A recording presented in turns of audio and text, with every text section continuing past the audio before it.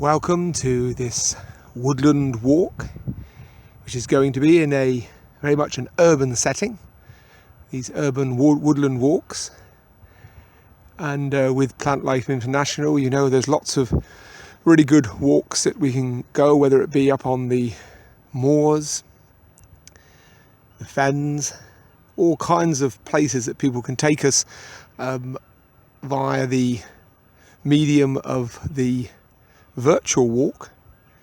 Here we are. If you can see there, we're looking out towards Plymouth Sound, and can even see a Brittany ferries there going out, and we have the cityscape there, very much the cityscape. And as we move in towards the woodland area, come up, but look at these beautiful, colourful, I'd say dog roses, but some of those colours look particularly stunning. There might be a bit of crossbreeding going on there from the allotments behind, but we have a nice hedge area along here, blackthorn with developing sloes, brambles trying to creep out, and we have some rose hips there. Look at those beauties there.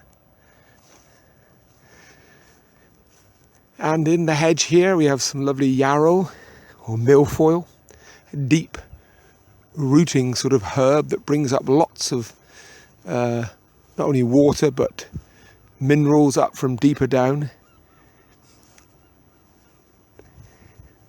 There, look, the developing sloes from the blackthorn. They've all developed since the time of in February, when there were all that lovely white blossom on the branches. And here we have developing hawthorn. This is now middle of July we're in now, and so these are green, they'll soon be red. These are the hawthorn berries from the result of that May blossom. Often comes out in April, certainly out in dominance in May. So many months behind us now. We've got developing blackberries here from the bramble. Umbellifers there, great seeds, lots of birds later on. Ragwort, yes, it has its place, but for me as an agriculturalist, that's always a warning sign. That stuff needs to be never growing in pastures. It's very toxic to cattle, and even more toxic in its dried form, so it has to be completely removed from the pasture. It's not doing no harm here. And then we have a brown fritillary, I think there is, look there. I'm not a great one for my butterflies, so maybe that I've got that one wrong, but there, look at that beautiful one there. And here we are, going into the woodland here. We clearly see this is an English ash, and as we know with the ash trees, if they are not in a dominant stand altogether, then they've got more chance of surviving, apparently, so the experts tell us. But here we're going under a lovely, looks more like a willow actually set up, but these are actually ash trees I'm going under here. So we're now going to cut across the grass into the woodland. You may remember from some of my previous virtual walks that here I can remember very clearly there was a path going into this part of the woodland. Now we have, I was in here, but the seasonal bracken has dominated that path, so even human treading has not kept that clear. But there we have, inside there, in that part of the woodland, there are all kinds of bluebells growing. Of course, now the canopy has closed that over. There, the oak there. Hear the rumbling of the train behind us. So here, just walking down into the woodland now. You can get all kinds of clearings within woodlands which are developed, and grass has been able to thrive. Often the wild animals, maybe some domesticated ones, have kept the bracken down and the bramble, and you get a nice covering of grass. And here some lovely white clover. Certainly get rabbits keeping the grass down around here. No deer as such around here. A lovely copper beech there, look at that. Beautiful to behold, isn't it? That lovely And there is the place for, I think at times, a good solid path like this going through a woodland. Makes it easier for access for people, particularly those less able. Look at this buddleia. I mean, a matter of a few months ago, you could see right through there to the hedge behind. But here we have this buddleia with the, sometimes called the butterfly tree, with a great favourite with the butterflies. And here in the back, look at the petals of the blackthorn. That's going to be a great harvest of blackberries for wildlife and humans alike. And here we have the singer nettles, for me in their right place, not around my ankles or in my face. This is so lovely and cool under this canopy. So lovely. And as I've said before, the wildlife here, certainly the crows, the magpies, the rooks, the jays, are so much tamer. You know, they literally are not disturbed by the dog going by, so the jay doesn't give out its characteristic warning shriek.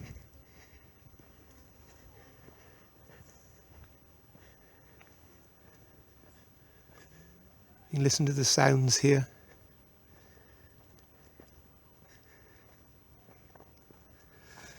This is now early evening, coming up to 7 o'clock in the evening.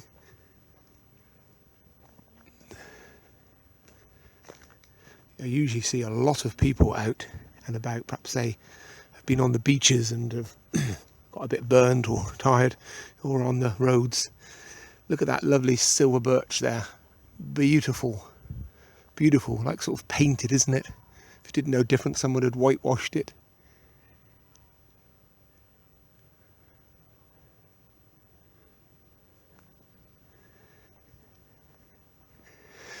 Good for the butterflies, you stinging nettles and other creatures that you are good for, but I've got stung so many times with those, working out on the land as I do as an agriculturalist and going out about my business in doing nature studies.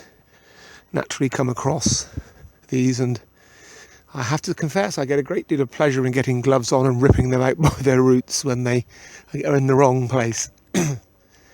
We have a lot of kind of maple, actually, more of a kind of maple take on the sycamore. These are quite small leaves. The other kind of sycamore seem to have a lot, or very large, very, very large leaves, and these have fully developed now, so it's not as if they're small versions of what they're going to be. Lovely ash branch there, just pushing itself out, and there's the developing ash keys there right in front of us there, the seeds. Hence why ash grow so well all over the place. They grow like weeds sometimes, and it always amazes me that some of the problems that we've had with ash dieback have come from imported ash trees. So I'm not a tree expert, so it'd be interesting to know, but I don't understand why we've had to imported so many ash in the first place when they do grow with very, very little encouragement. Just looking there, we have some lovely cherry trees, and this here is part of the woodland that has been wanted to be developed into more of a copse, really, or coppice, sorry I say, sort of coppice, not coppice, what am I talking about? Into a copse, not coppicing, but into a copse. Copse meaning a small woodland, rather than coppicing where we cut then a large tree in that traditional way of then getting all kinds of handles and different kinds of wood products. This is lovely here. Obviously we're in the time of haymaking, so this is the, you know, if someone was gathering seeds to be able to sow again, then there's just hundreds there, isn't there? Good for the birds, but for the farmer you wouldn't want too much energy going into the seed. You want to cut it at a certain time so you're retaining the lovely nutrients that's there, rather than it all going into the seed, which of course could easily just drop to the ground and not be brought in. bit like harvesting grain. You don't want the grain to have dropped before the combine goes in. Ah, lovely. Isn't it? It's lovely to see. Here's a cousin of the English oak, the rowan or mountain oak, sorry. A cousin of the English ash, the rowan or mountain ash. And these will be bright reddy colour very soon. And just lovely to see that. And like, and here we have a one in transition here. So there's a lovely white blossom, the flowers, and there we have the berries developing. Beautiful. A lot of cocksfoot here, cocksfoot grass. It's always good to have a mixture of grasses for wildlife, and particularly on fescues down here. These sort of like the sort of feathery looking heads on them. Yeah, good mixture for cattle and sheep and that, and obviously very good for wildlife. Some kind of disease on those oak. I'm not a particularly expert on those. Some of you might know what that is. It doesn't look too great, but there's a young tree there as well, so it may be getting particularly targeted. So it's just lovely here. Just look at these lovely mature trees. Some have been here for decades. Some have been here for 100 years or more. There's a tree that must be 100 years if it's a day there, looking at that girth. And here is a lad. I can certainly remember walking underneath these trees, and I'm sort of closer to 60 than 50. And this oak tree down here would have been around in my mother's day. The cooing of the pigeons, possibly by now on a second brood. Many a blackbird, certainly on the second or third.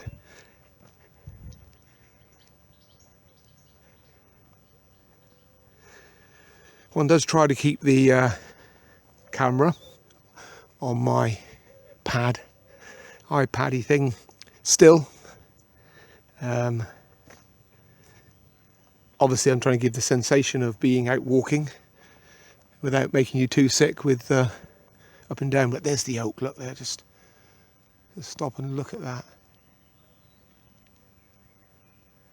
Absolutely bursting on the surface, and particularly under the surface of the bark, with just hundreds of different organisms, whether it be your beetles or your woodlouse and your microorganisms and your larger vertebrates and invertebrates. You've got the spiders and the flies and the bring great food to the little birds feeding their young, many from the tit family, just relying so much on that. Here we have some the seed heads of the bluebells, and there's a lady in the hedge. A lady fern, very characteristic formation of the way they grow, so much more distinctive for me than the male fern. And then there's a variety of tongue fern in the background there. Coming out from the woodland bit there, just like I said earlier, it's so good. People can come here, be they young or old, able-bodied or not able-bodied. And these are very much conserved areas, even in some ways preserved. But it's obviously we know it's a living ecosystem. And there will be plenty of foxes passing through here late of an evening. And there's rabbits that pop out. Here we have one of our evergreens, the holly.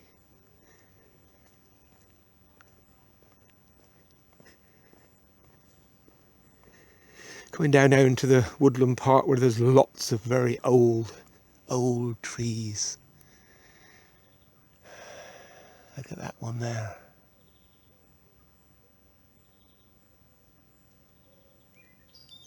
Certainly would have been standing 100 years ago. That's quite a tall tree even then. As would some of these beauties.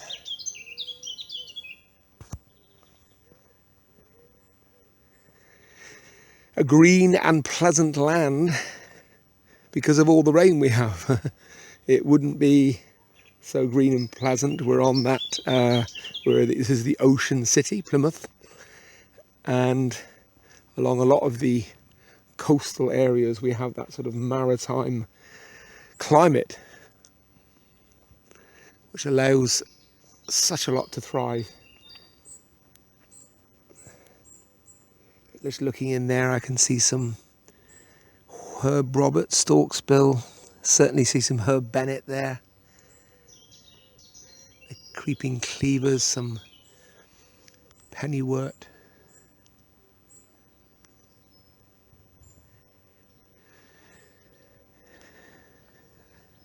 My voice breaking the silence of the, also actually the sounds, not so much the silence, because it is very beautiful. Just swinging around there, you can see in the distance, not breaking any confidentiality of who they are. They're obviously in a great distance with their dogs, but just to illustrate, this is a place where people come in their hundreds each day to access these beautiful wooded areas. And this is more akin to parkland. I mean, here this is quite a relatively young, probably only 60 odd years old horse chestnut, distinctive leaves, no flowers on that one. And here we have, I happen to know it's a copper beech, but we'll see that when we look back in a minute. The beech that can be so invasive and not really to be encouraged within woodland management, or actually sometimes actively discouraged because of its shade factor, still has an amazing beauty. Look, under here, nothing thrives. It's a lovely tree. It has certain ecology values, doesn't it? But nothing like the oak at all. But so here we will be hearing the voices of the birds and of people, man and beast coming together, and such really good therapy coming through here. I must confess, better on a day like this than when it's heavy rain. Nice to see this bracken knowing its place, being that it's a very invasive species with very little sometimes able to grow around it and below it, and it really does take over at this time of year. Dead and dying timber, very important for all the mini beasts and feeding lots of creatures, and can lend itself to nice woodland furniture as well.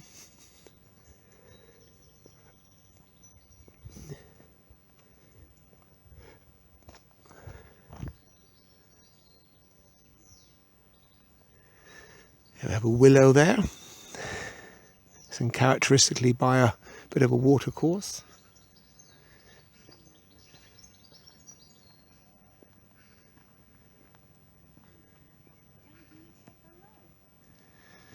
There's a lovely view. Look at that. Beautiful, isn't it? So beautiful.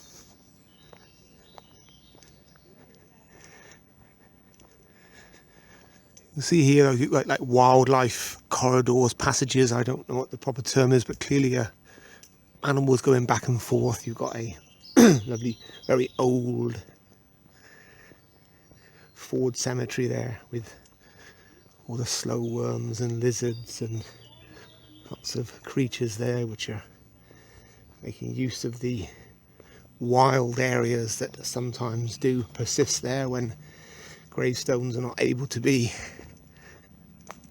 managed in the ways perhaps they were intended to be. But coming through here now, I've see it's just lovely to see such beautiful hornbeam there, I think, with the just the shade here. Isn't this lovely? Look at this, the beautiful here. I do hope you're enjoying it. It's not obviously the same as being out, but Look at that there, the ivy, evergreen ivy, just competing with nutrients. It's not really doing any harm to the tree, unlike some of the honeysuckles, which with a young tree can sort of strangle them. But the ivy is not ideal for, if you want a nice straight tree which is not being competed with too much for water and that. They often do have to cut the ivy off at the base, but no need to do it if it's not doing any harm. There, climbing up to the tops is the honeysuckle. Can you see the beautiful flowers there? So many of our garden varieties of flowers and plants obviously derive from their wild cousins.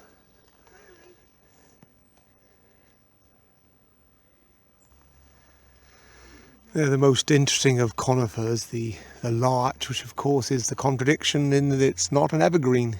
Even though it's a conifer, it sheds its needles. This is, sure, a variety of larch. Particularly interesting branches, seem much longer than usual. Only those who know about those particular varieties would probably recognise it in its structure, but beautiful there. The larch wood apparently be very good for, I think they use it for decking a lot, I think. Lots of natural oils in it.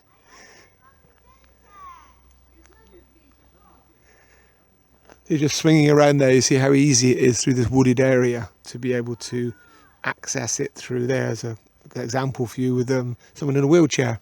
And then if you are feeling very energetic, you can run up a bank through the wood that way. And just so many people enjoying taking their dogs out. There's a little just a little look at what the old graveyard looks like there. That's quite sort of cut down there, trimmed around some of the more recent graves, but lots of areas where wildlife can abound. Look, some lovely old oak trees there. Some of those are 120, 130 years old if they're a day. They're really sort of, and this one here, it looks like that's been at some times probably pollarded. Looks very distinct cut at the top there, and it's the sun coming through the evening sun. What cheap, what good, accessible therapy one has right here on one's doorstep. Oaks which don't have to grow lovely and straight for timber, but some of the boughs and the twists would have been ideal in the days of wooden boats. Ideal indeed, but this would not be seen as being a lovely bit of commercial oak with all these branches having gone out like this, but great fun for making swings and hanging on. And here I think, I'm wondering whether it was, okay, that's interesting. I don't know what I'm looking at there. Okay, any suggestions? Looking at the bark of that one, that looks a bit like a London plane bark on that one. I think it may be. Although the leaves are wrong. No, that's not. That's not a London plane leaves, obviously. Look like. Anyhow, it's good not to always know, but I'm sure one of my colleagues who looks at this will know straight away. But that looks like the leaf structure of of an ash, which I know it's not.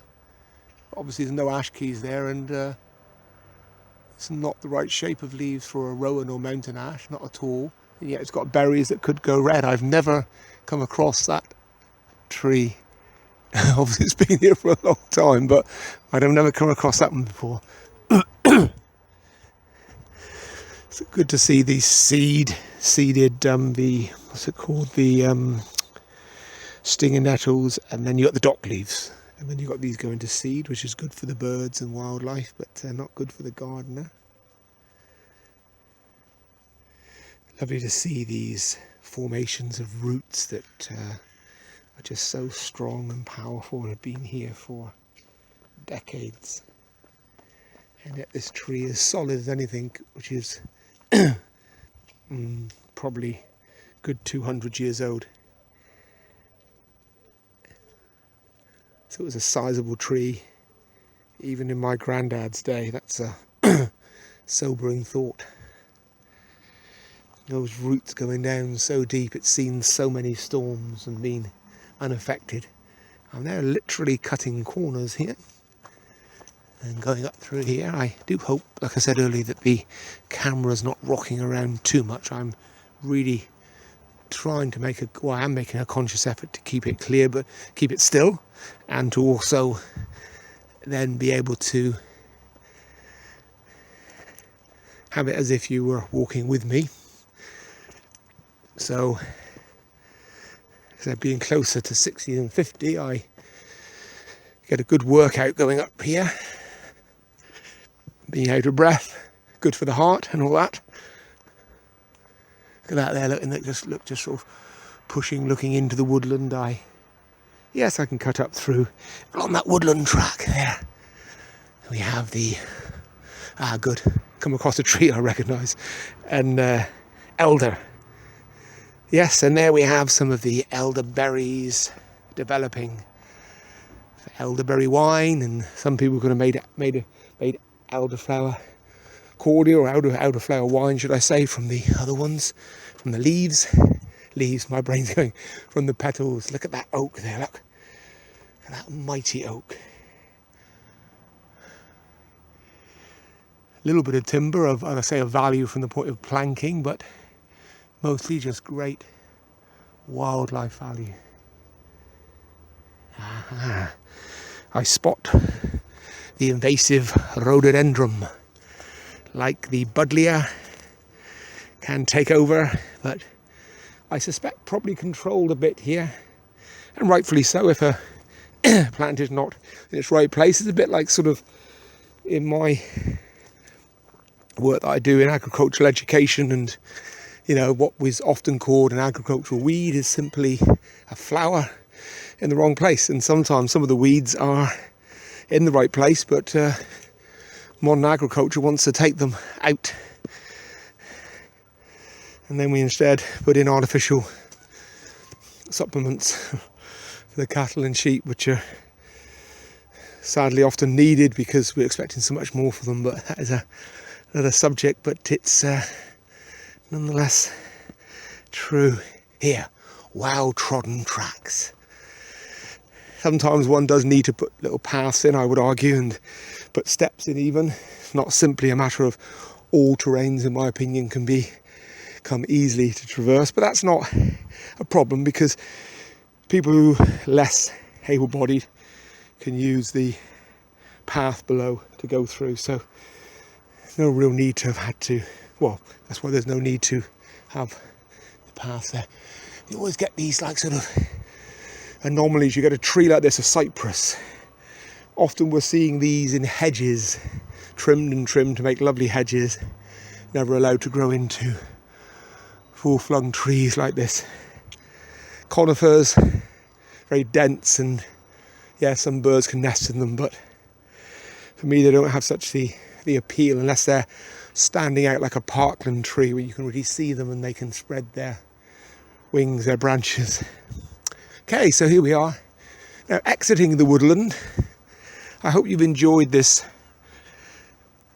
Okay, it's nearly 30 minutes to walk around part of the woodland. There is so much more, but it is these kind of urban woodlands that are so often so close to so many people and have been set aside, and people sometimes just do not realise what is on their doorstep, where they can just come and wander. And even then you see anomalies like this where you've got, clearly that is the distinctive leaves of some raspberries. So here some raspberries have taken hold over the years on this outskirts here, and as you can see, I can talk to the cows come home, but it is, I think it's a lot to be able to get excited about, that we have such a lot of woodland around us. Yes, we can look at the figures.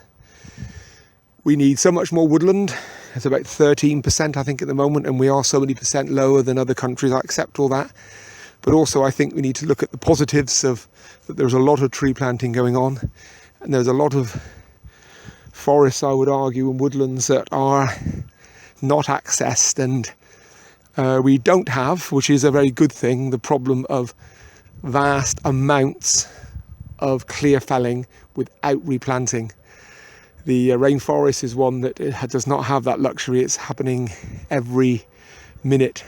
Someone could tell me in this last half an hour how many square hectares of rainforest have been felled.